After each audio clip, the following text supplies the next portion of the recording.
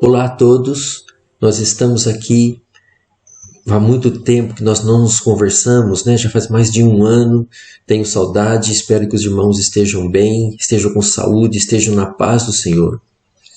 E hoje nós vamos falar sobre a Páscoa do Senhor. Eu queria gravar essa aula para trazer essa mensagem para os irmãos. Tá ok? Vamos aprender sobre a passagem. E nesse aprendizado, eu quero apresentar aos irmãos, eu quero que os irmãos vejam Jesus na Páscoa, né? Na Antiga Aliança. Eu quero que a passagem da Antiga Aliança, onde fala sobre a Páscoa, eu quero apresentar a Antiga e a Nova, como que elas se falam, o que aconteceu nesse período, por que Deus instituiu, para que serve, como que encaixa na nossa vida hoje. Ok? Porque inicialmente você sabe que a Páscoa é uma passagem, né? Vamos lá. Então, a Páscoa do Senhor foi instituída para o povo de Israel e os judeus celebram a Páscoa.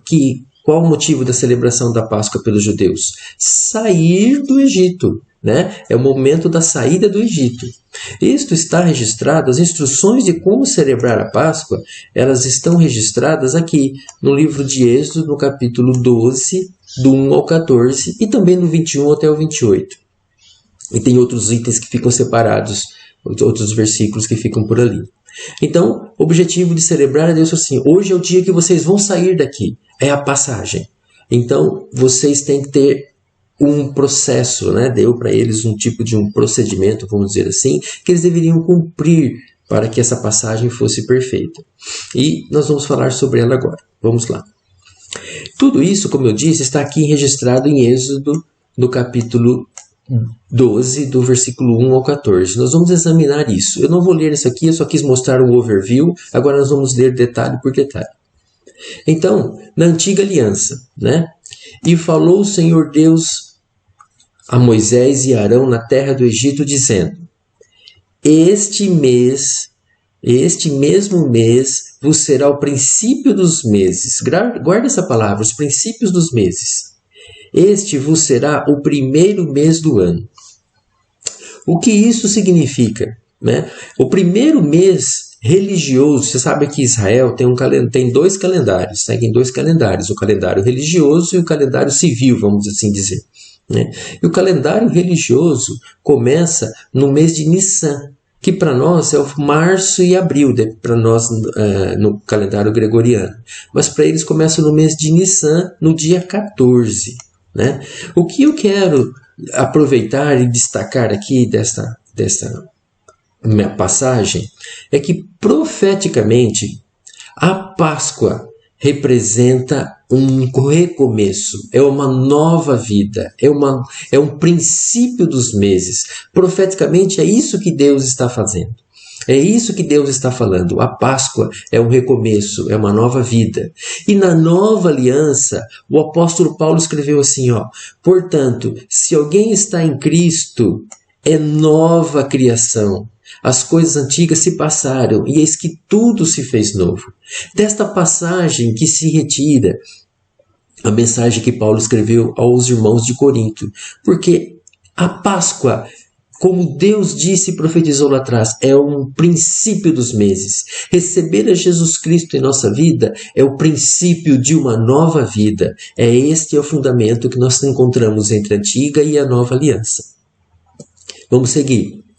Falai a toda a congregação de Israel, dizendo: aos 10 do mês de Nissan, tome cada um para si um cordeiro, segundo as casas dos pais, um cordeiro para cada casa.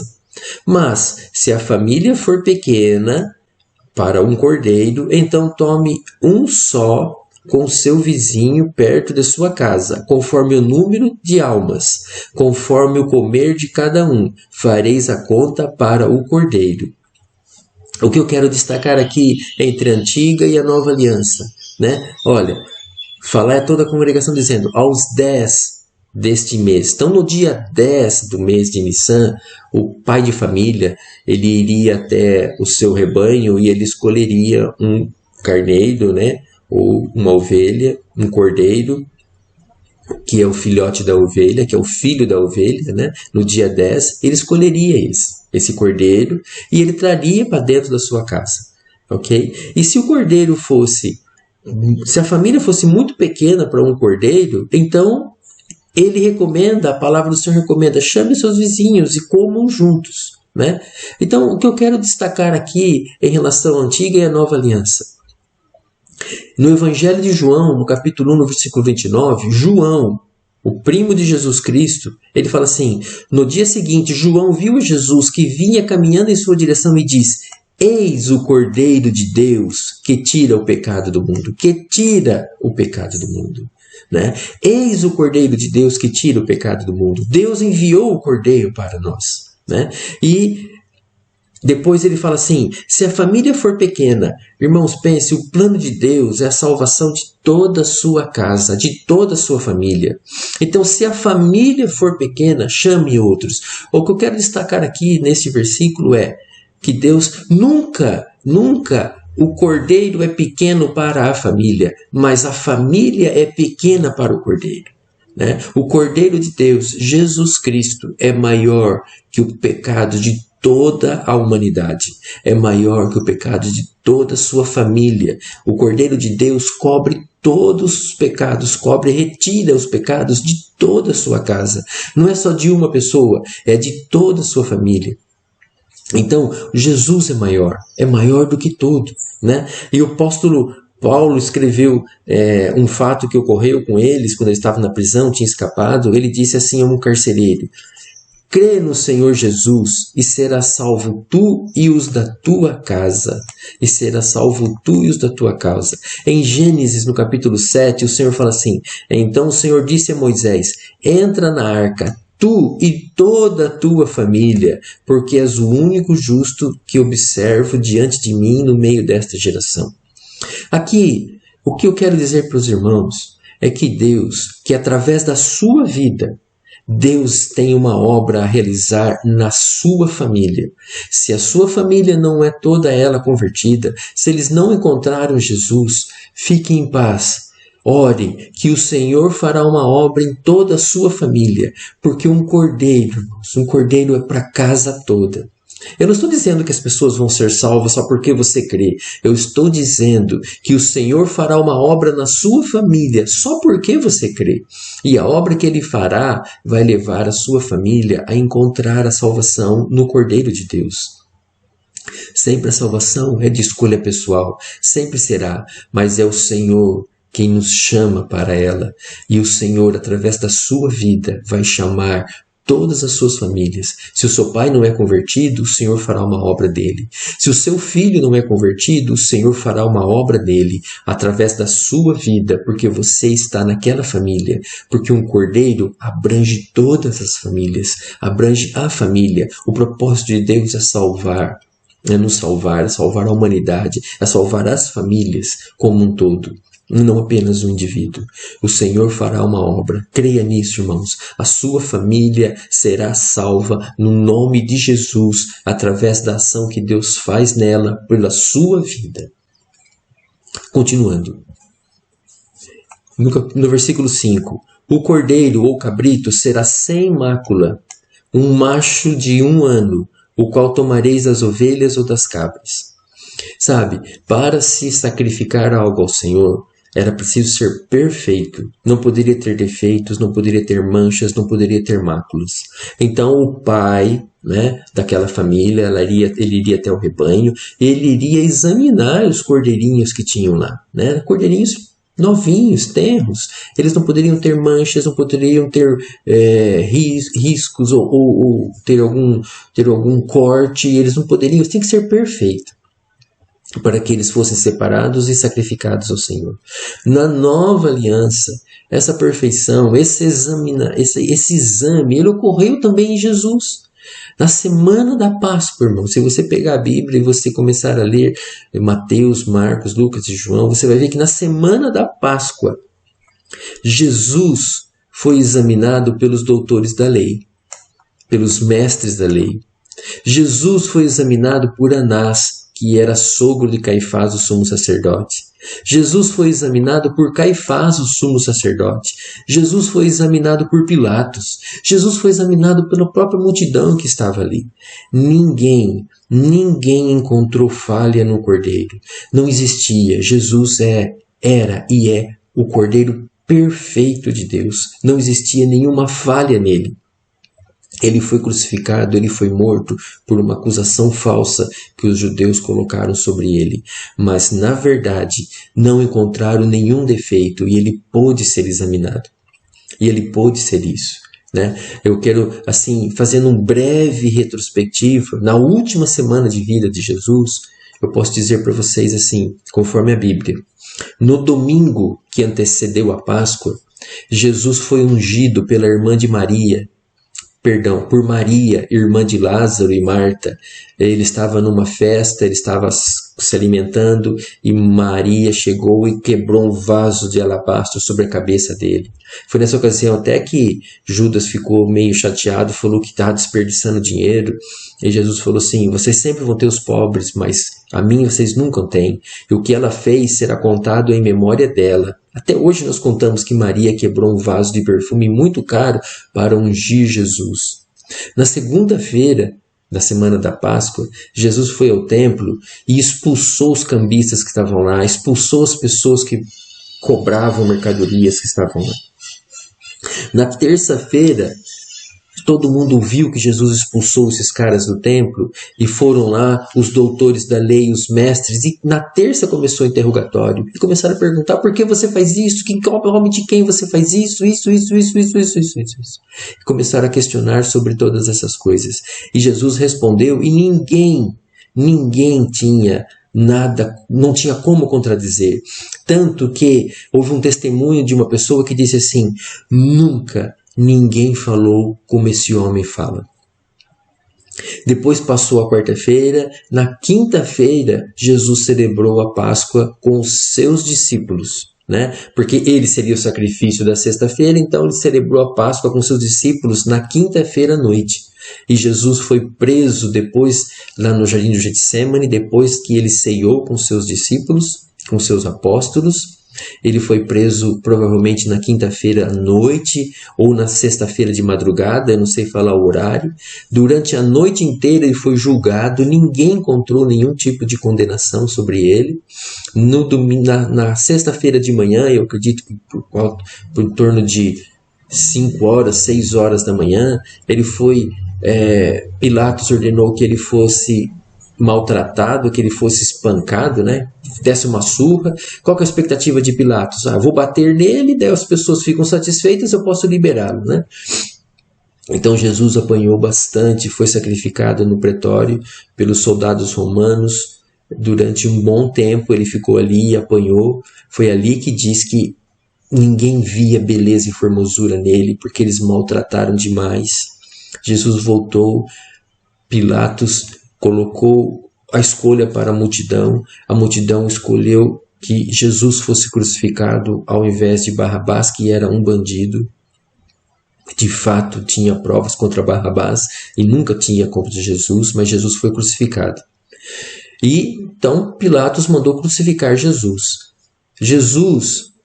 A distância onde Pilatos deu a sentença até o Monte da Caveira, até o Gólgota, era de aproximadamente 600 metros. A cruz de Jesus Cristo, segundo os especialistas, ela pesava em torno de 75 quilos. Então Jesus carregou a sua cruz, ele não conseguiu porque ele apanhou muito antes, né? Mas ele carregou a sua cruz e depois uma outra pessoa foi constrangida a carregar a cruz por ele, porque ele não tinha forças mesmo. E essa caminhada, que hoje lá em Israel se comemora, né? Os peregrinos fazem essa caminhada chamada da Via Dolorosa, ela tem cerca de 600 metros, né? A distância entre um ponto e o outro, e estima-se que Jesus demorou mais de 1 hora para percorrer isso, porque ele estava numa situação muito, muito precária e debilitada em sua saúde. Jesus então, ele saiu, foi até o Gólgota, ele foi crucificado, pregado na cruz às 9 horas da manhã, e levantaram a cruz às 9 horas da manhã. Quando foi aproximadamente meio-dia, houve trevas sobre a terra. Então, houve uma eclipse, trevas, né? Se você pesquisar, existem registros históricos do povo chinês que durante 3 horas o mundo inteiro ficou na escuridão. Então Jesus ficou ali pendurado, ao meio-dia chegaram as trevas e às 3 horas da tarde Jesus faleceu. Jesus faleceu às 3 horas da tarde. Como nós sabemos, ele disse que estava consumado, já havia sido cumprido todo o juízo sobre a vida dele, e ele tinha pago todo o preço, por isso ele disse, está consumado. E ele faleceu. Depois de 3 horas e 4 horas, né? O sábado do judeu começa às 6 horas da tarde da sexta, então eles foram até lá para para quebrar as pernas de quem estava crucificado, para morrer logo, porque o sábado já viria e não poderia ter pessoas ali no sábado crucificado. E eles viram que Jesus estava morto, enfiaram a lança, né, do seu lado, e essa lança, depois de retirada, saiu sangue e água.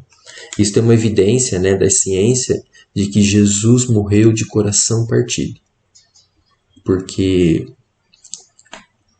o coração partido, o músculo do coração de Jesus, ele sofreu tanto que ele se rasgou na cruz e ele faleceu. E todo aquele sangue, ela ficou presa numa bolsa que envolve o coração, que eu não sei falar o nome dela.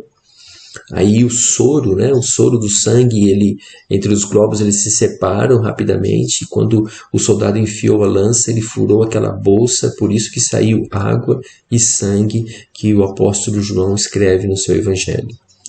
E as mulheres, mais Nicodemos, mais José, Simão, tiraram Jesus dali da cruz, fizeram rapidamente limparam o seu corpo e colocaram especiarias nele muito rapidamente, porque às 6 horas da tarde começava o sábado, e colocaram ele no seu túmulo antes das 6 horas da tarde da sexta-feira.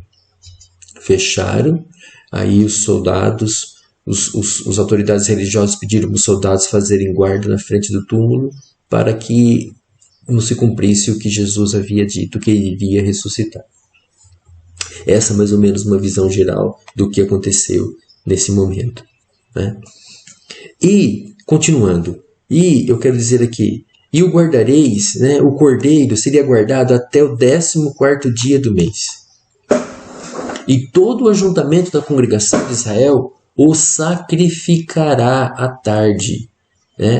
Haveria um sacrifício à tarde.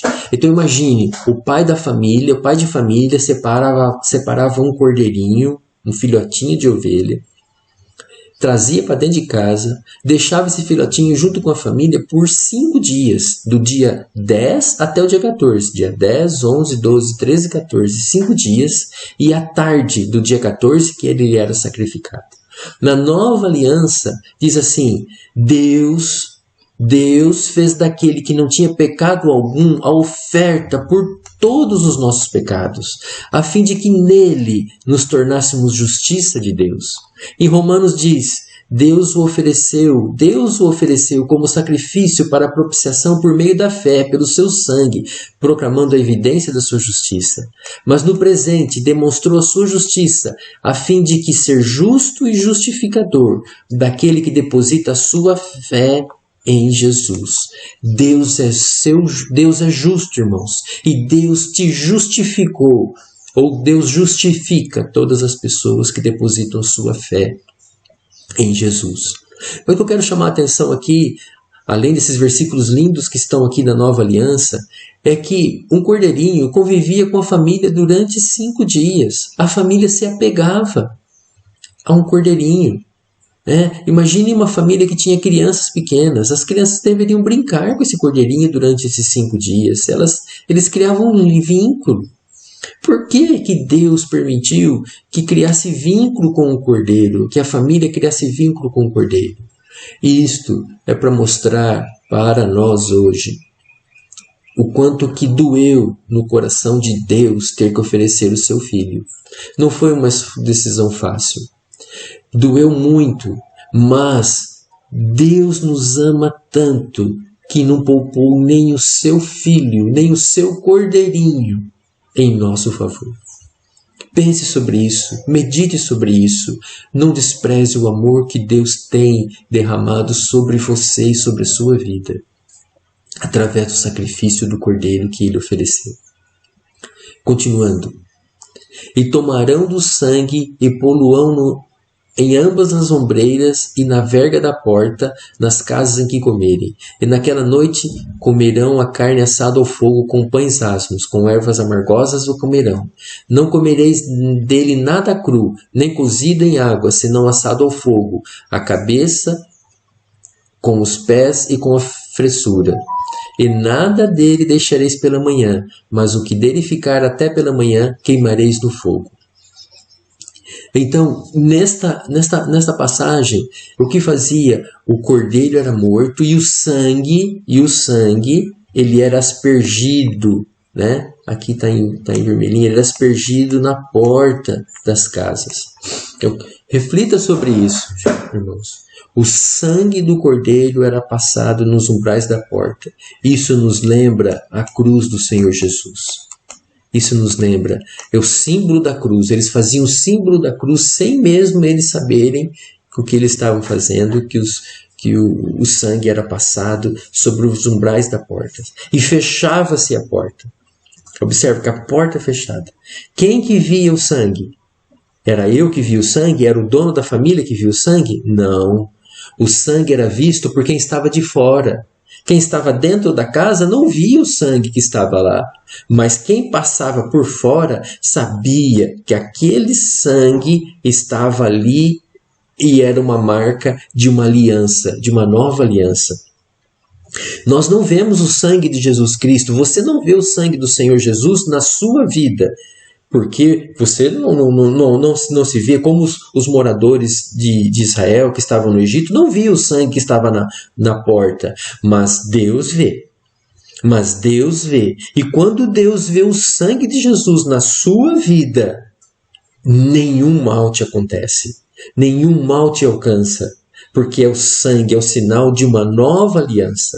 Sabe? É isto, nós seres humanos, nós gostamos, né? Hoje está em moda falar isso, nós gostamos da ciência. A ciência é para você chegar a um fato, né? Para você ver aquilo que está acontecendo, para você provar por A mais B que aquilo ali é real.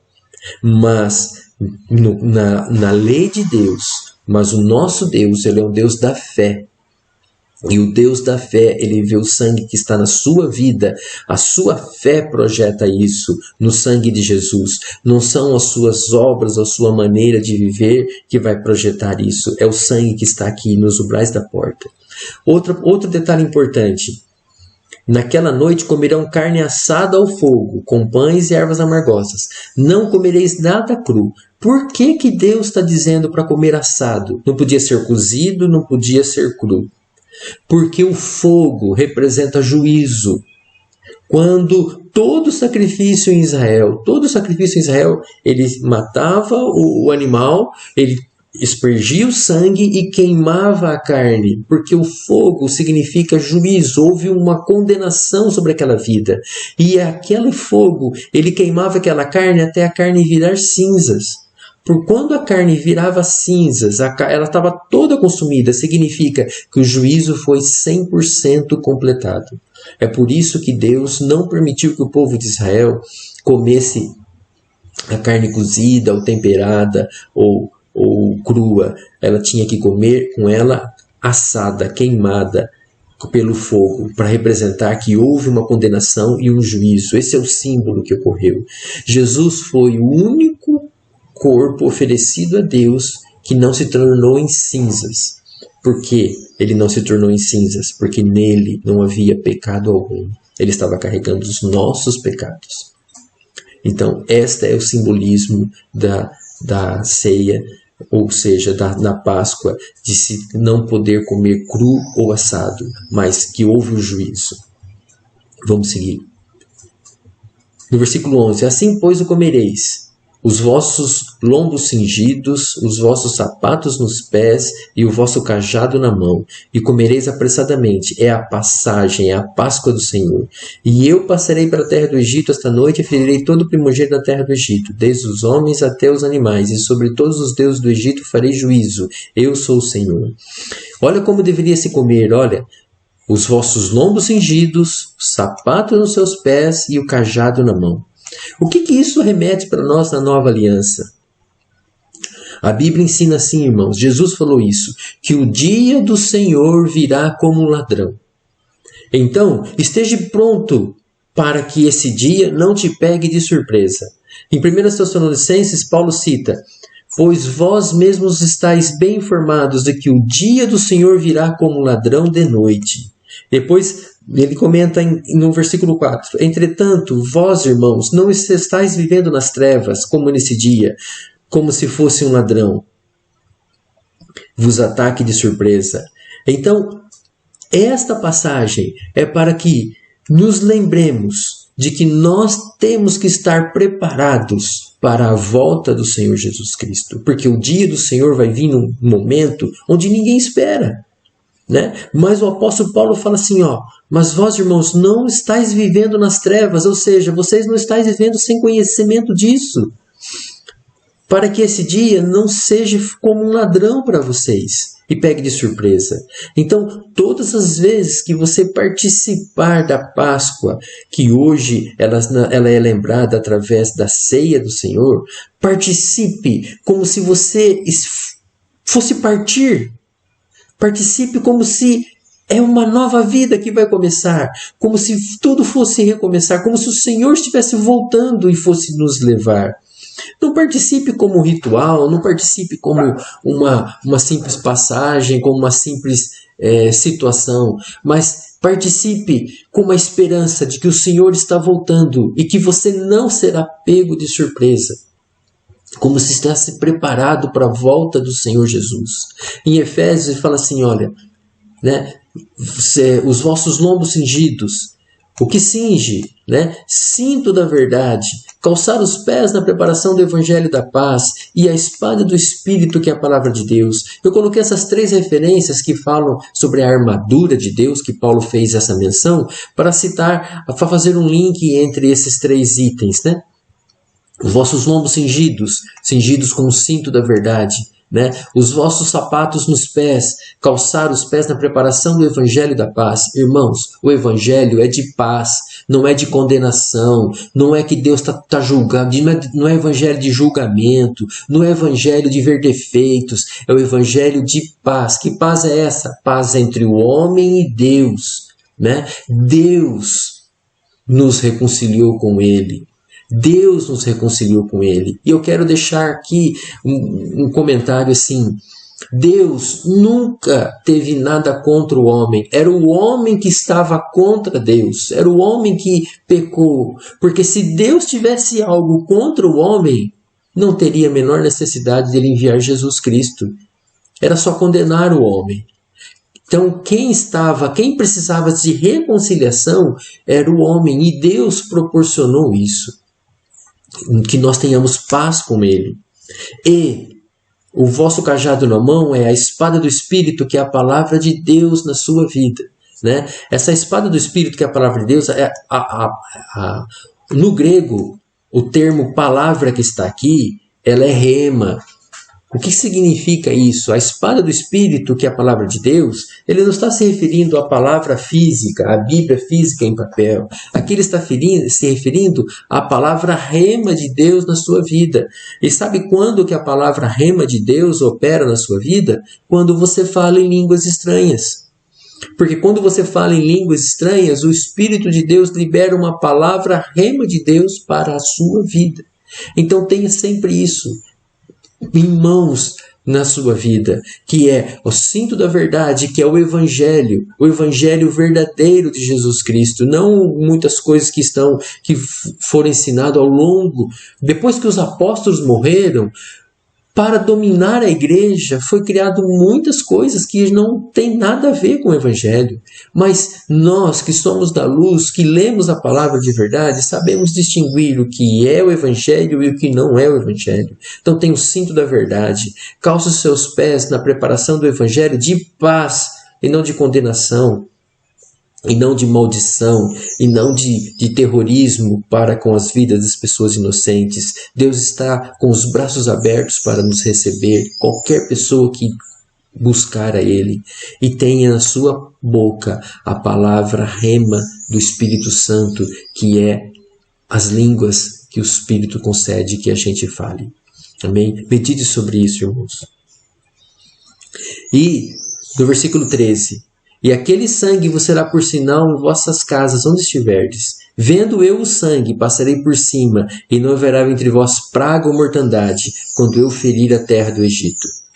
Olha aqui na nova aliança. Concluímos, portanto, que o ser humano é justificado pela fé, independente da obediência da lei. 17. Visto que a justiça de Deus se revela no Evangelho, uma justiça do princípio ao fim é pela fé, como está escrito, o justo viverá pela fé. Medite comigo sobre isso. Olha o que Deus falou. Vendo eu o sangue, passarei por cima. Deus não falou assim, olha, vendo eu as tuas boas obras. Ou, vendo eu o nome da sua família. Nossa, você é da família tal. Poxa, que maravilha, que legal. Ele não falou isso. Vendo eu o quanto que você dá de dízimo, vendo eu o quanto que você ajuda na comunidade, ele não disse nada disso.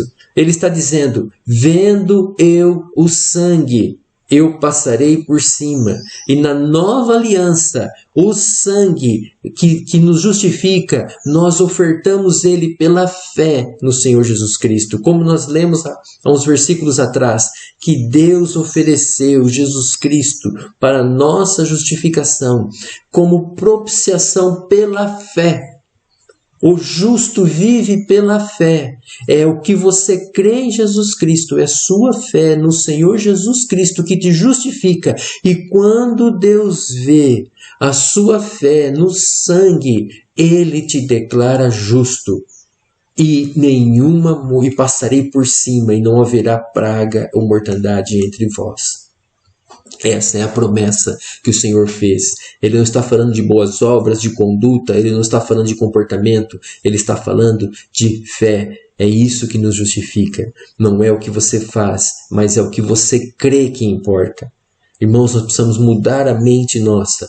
Não é o que eu faço, mas é o que eu creio que chega diante de Deus. O nosso Deus é o Deus da fé. Paulo escreveu segundo aos Coríntios, ele disse assim, falando dos irmãos, né? Ele declara assim pelo Espírito, eu criei, por isso falei. Nós cremos, por isso falamos. Nós cremos em quê? Nós cremos que Jesus Cristo perdoou todos os nossos pecados e que Deus é justo para nos justificar pela fé em Jesus Cristo, porque o sacrifício de Jesus Cristo tirou o pecado da nossa vida. João testemunhou isso. Eis o Cordeiro de Deus que tira o pecado do mundo. Você, olhando para você mesmo, o seu comportamento, você vai dizer, mas eu falho. É verdade, a gente comete erros, a gente falha. Mas nós não queremos falhar. Mas nós cremos em Jesus Cristo, que nos justifica com o seu sangue. E quando Deus olha para você, Deus não está vendo a sua conduta, o seu comportamento. Deus está vendo a sua fé. E aquele que crê será salvo. A salvação, irmãos, para nós, Deus fez muito simples. Para Jesus custou muito, custou a vida dele, mas para nós a salvação é simples. Você não precisa se sacrificar, você não precisa subir um monte, descer profundamente no mar, você não precisa atravessar os oceanos. A salvação está do seu lado, ela está na sua boca, ela está no seu coração. Porque com a sua boca você confessa para a salvação e com o seu coração você crê para a justiça. E quando o seu coração fala, ou quando a sua boca fala que o seu coração crê, eu criei, por isso falei, Deus declara você justo, porque você crê em Jesus Cristo, independente das suas obras. Olha o ladrão da cruz. Qual a dificuldade de ser salvo? Olha o ladrão da cruz. Olha a oração que o ladrão fez. Isso é uma oração, hein? Ele fez assim: Senhor, lembra-te de mim quando estiveres no teu reino. Esta foi a oração. E qual foi a resposta da oração desse ladrão? Hoje você estará comigo no meu reino. Hoje você estará comigo no meu reino. Por trás dessa simples oração deste ladrão, existia fé. Ele creu que Jesus era o Filho de Deus. Por isso que Jesus pôde responder para ele: hoje você estará comigo. O ladrão não teve que sentir culpa, não teve que se sentir mal, ele simplesmente creu no seu Salvador. E este é o princípio da salvação. Não precisa complicar. A salvação Deus fez fácil para nós. Mas para ele custou uma vida. Mas para nós está na nossa boca e no nosso coração. Irmãos, eu quero destacar aqui esta passagem que nós não podemos esquecer dela. Isaías 5 fala assim, ele foi traspassado por causa das nossas culpas e transgressões. Ele foi esmagado por conta dos nossos pecados. O castigo que nos proporcionou a paz caiu sobre ele, e mediante as suas feridas fomos sarados. Jesus, ele poderia ter ido para a cruz direto, mas ele não foi. Antes da cruz, ele passou pelo sofrimento de apanhar. Ele ficou com seu corpo. Aqui ainda nesta imagem, não relata exatamente o que aconteceu. Foi pior do que está nessa imagem, porque a Bíblia fala que as costas de Jesus, você não conseguia ver pele e machucado. Não conseguia ver, porque as costas dele inteirinha, ela ficou em carne viva. Foi até por isso que ele não conseguiu carregar a cruz. As costas dele ficou inteirinha em carne viva. Então, ele foi traspassado por causa dos nossos pecados. Não esqueça disso, gente. Não esqueça disso, que é através do seu sacrifício que nós podemos ter acesso a Deus. Yahvé fez cair sobre ele a iniquidade de todos nós. Foi maltratado, humilhado, torturado, contudo não abriu a sua boca. Agiu como um cordeiro ao ser levado ao matadouro, como ovelha muda perante as pessoas que iriam tosqueá-lo. Ele não reclamou, ele ficou em silêncio. E ele fala: contudo, foi do propósito de Deus torturá-lo e fazê-lo passar por toda a dor. E embora o Senhor o tenha feito como oferta pelo pecado da humanidade, ele verá sua posteridade. Se você continuar nesse versículo, ele fala: ele verá o fruto do seu trabalho e ficará satisfeito. Meu irmão, eu sei que você ama Jesus Cristo. E eu quero dizer para você que se você deseja honrar Jesus Cristo, receba esse sacrifício que ele fez por você, receba esse sacrifício, honre-o, recebendo e dizendo assim, como o Senhor diz nessa passagem. Eu quero voltar aqui nesse versículo, que é um dos versículos mais bonitos. Olha, Deus fez daquele que não tinha pecado alguma oferta por todos os nossos pecados, a fim de que nele nos tornássemos justiça de Deus. Irmãos, se você fez algo errado, se você praticou, porque nós somos falhos, ok? Você quer honrar Jesus Cristo? Confesse com sua boca que em Cristo Deus te fez justiça. Mesmo que você tenha feito algo errado. Porque é através da confissão de que você não é salvo pelas suas obras, mas você é salvo pela oferta, pelo sacrifício de Jesus Cristo, é que você honra o seu Senhor. É óbvio, nós vamos ter comportamentos A, B, C, a gente não consegue necessariamente mudar toda a nossa vida, né? Então o que o cristão faz? Ele recebe o Senhor Jesus. Ele recebe a salvação. E ninguém pode tirar isso dele. Jesus falou assim, olha, todos aqueles que vêm a mim, eu não desprezarei. E ninguém pode tirar da mão do meu Pai. Ninguém pode tirar da mão do meu Pai. Você recebe a salvação. E aí o Espírito Santo começa um processo de trabalho de mudar a sua vida. Mudanças de comportamento não representam que você é salvo. Mudanças de comportamento não falam do que isso importa diante de Deus. O que importa diante de Deus é que você crê. É o que você crê. E o Espírito Santo vai fazendo um maior trabalho na sua vida e vai mudando a sua vida dia após dia, para que você possa, a cada dia que passa na sua vida, poder dar testemunho de Jesus Cristo através do fruto que o Espírito Santo revela em você. Então o cristão, a vida do cristão, ela deve ser uma vida de frutos que o Espírito gera, e não uma vida de esforço, porque a Bíblia inteira diz assim: descansa no Senhor, descansa no Senhor. O Senhor não está e não tem condenação sobre a sua vida. Descansa no Senhor. E todo comportamento que tem um desvio, que não é correto, que você fala, Deus não se agrada disso, o Espírito Santo irá fazer uma obra e você vai mudando dia após dia, até chegar a ser dia perfeito. É isso que o Espírito Santo faz em nossa vida. E vamos gerando fruto dia após dia, até chegar a ser dia perfeito, sem perder a fé no nosso Salvador. E para encerrar, irmãos, quero dizer assim, olha que ele fala aqui, ó. Este dia vos será por memória, celebrá-lo-eis por festa do Senhor. Nas vossas gerações celebrareis por estatuto perpétuo. Quando que eu faço isso? Eu faço isso na Santa Ceia. Fazei isso em memória de mim. Aqui eu quero ter uma palavra específica. Nós sabemos que nós fazemos a Santa Ceia, todos nós juntos, uma vez por mês, reunidos na congregação, reunidos na igreja, né? Todos nós juntos. E isto é uma bênção. A Santa Ceia é um culto maravilhoso, é um culto de bênção. E como nós vimos aqui, quando você tomar a Santa Ceia, você deve tomar a Santa Ceia com a mente preparada para partir, de que o Senhor está voltando. É este que é o motivo da Santa Ceia. Eu voltarei para vós e vos levarei para mim. É isto, tome a Santa Ceia preparado, com cintos nas cinturas, calçados os seus pés e com cajado na mão, pronto para partir. E isto é muito importante. Mas eu quero também agora, para vocês que são os chefes de família, dizer a vocês que fala assim, olha, você lembra no começo que fala, separe um cordeiro por família.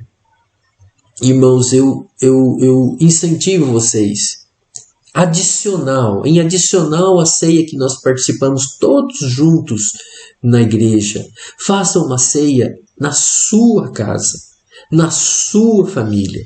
Não precisa chamar ninguém, é você, a sua esposa e os seus filhos. Se os seus filhos são casados, então é você e a sua esposa.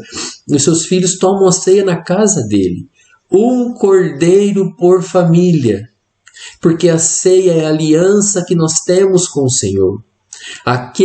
João capítulo 6 fala, aquele que de mim se alimenta, por mim viverá. Jesus disse, quem mastiga a minha carne, viverá por mim. Você tem uma aliança, você chefe de família, você, sua esposa, seus filhos, juntos, um cordeiro por família, celebrem a ceia do Senhor em memória dele, até que ele venha. Né? Então você pode celebrar na sua casa e você pode celebrar junto com toda a igreja durante um mês. Mas faça isso, você é chefe, você é o sacerdote da sua família e Deus estará presente com vocês, junto com vocês, na sua casa, na ceia que você, a sua esposa, seus filhos celebrarem ao Senhor, lembrarem da sua morte. Era isso, irmãos, que eu queria deixar para vocês. Eu espero que sirva de edificação. Que a graça do Senhor Jesus Cristo esteja com todos vocês. Que o amor de Deus conforte os seus corações. E que nenhuma praga ou mortandade chegue à tua casa. É através do sacrifício do Cordeiro que as pragas são eliminadas das nossas vidas. Lembre-se disso. Nosso Deus é o Deus da fé. Como Paulo escreveu aos Coríntios na segunda carta. Eu criei, por isso falei. Eu creio que o Senhor é o Deus da fé, que Ele nos deu Jesus e que todas as nossas doenças, que todos os nossos pecados, Jesus levou na cruz. Se nós confessarmos isso, a prosperidade e a bondade de Deus estará conosco. Fique com Deus, fique na paz do Senhor. Amém. Até a próxima.